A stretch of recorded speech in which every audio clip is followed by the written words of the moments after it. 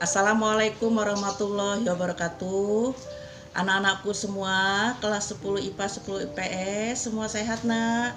Baiklah, kita lanjutkan materi kita tentang keselamatan kerja di laboratorium.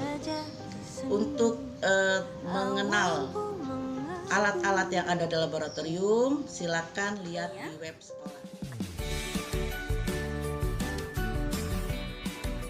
Bahaya bahan kimia dapat kita identifikasi dari gambar segi 4 Natural Fire Protection Association atau NFPA Hazard Identification System.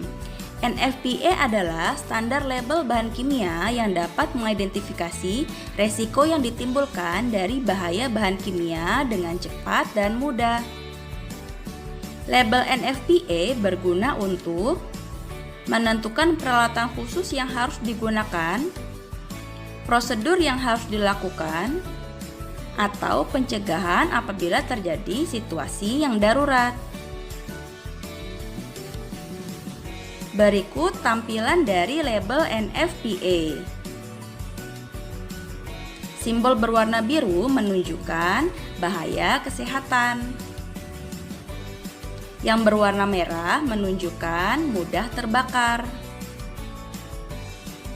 Yang berwarna kuning menunjukkan tingkat reaktivitas. Dan yang berwarna putih menunjukkan peringatan khusus. Tingkat bahaya untuk label kesehatan mudah terbakar dan reaktivitas dihitung dari skala 0 sampai dengan skala 4. Semakin besar angka, maka resiko yang ditimbulkan akan semakin tinggi. Berikut contoh dari label NFPA untuk aseton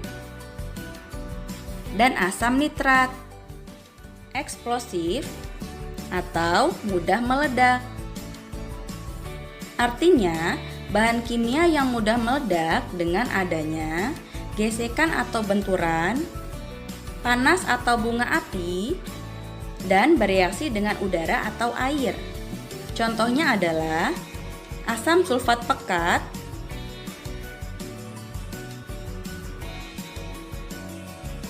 oxidizing atau pengoksidasi kuat. Artinya, bahan kimia yang bersifat pengoksidasi menyebabkan kebakaran dengan menghasilkan panas saat kontak dengan bahan organik dan bahan pereduksi. Contohnya, asam nitrat yang konsentrasinya 65%, flammable atau mudah terbakar. Artinya, bahan kimia yang mempunyai titik nyala rendah berpotensi mudah terbakar dengan api bunsen dan permukaan metal panas atau loncatan bunga api. Contohnya adalah butanol, metanol, asam asetat glasial, dan toluena.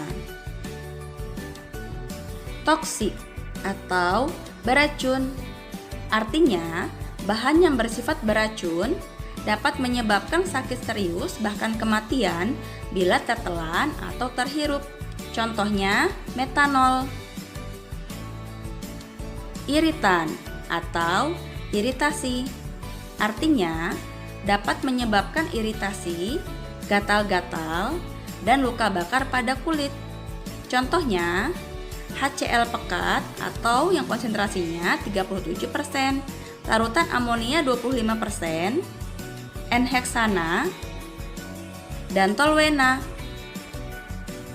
Korosif. Artinya, bahan yang bersifat korosif membuat logam berkarat, merusak jaringan hidup, menyebabkan iritasi pada kulit, menyebabkan gatal-gatal, dan membuat kulit mengelupas. Contohnya adalah hidrogen peroksida 30%. Kompresit gas atau gas bertekanan tinggi.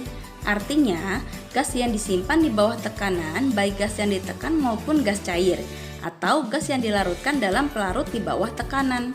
Contohnya adalah gas yang terdapat pada perpipaan seperti gas karbon dioksida, gas nitrogen, dan gas helium. Health hazard atau bahaya bagi kesehatan. Artinya, material yang bereaksi cukup keras dengan air. Bahan kimia yang memiliki simbol ini akan bereaksi dan sangat berbahaya jika bercampur dengan air atau saat basah. Contohnya, hidrogen peroksida 30%, N-heksana, metanol, dan toluena. Dangerous for the environment atau bahaya bagi lingkungan. Artinya, bahan kimia yang berbahaya bagi satu atau beberapa komponen lingkungan dan dapat merusak ekosistem. Contohnya, larutan amonia dan N-heksana. Dari pelajaran hari ini tentang keselamatan kerja, untuk tugas kalian, Ibu bacakan tugasnya ada 3 soal yang harus kalian jelaskan. Yang pertama, bagaimana cara menangani apabila terjadi kebakaran di laboratorium? Itu yang pertama. Yang kedua, sebutkan ilmu kelengkapan keselamatan yang bisa digunakan di laboratorium selama kalian bekerja di laboratorium. Kemudian yang nomor 3, sebutkan 3 senyawa kimia yang bermanfaat dalam kehidupan sehari-hari. Itu saja tugasnya, kalian kerjakan anak-anakku semua. Nanti kalau ada perintah ibu harus dikumpulkan ke sekolah, kalian kumpulkan atau dikumpulkan lewat wali kelasnya. Wassalamualaikum warahmatullahi wabarakatuh.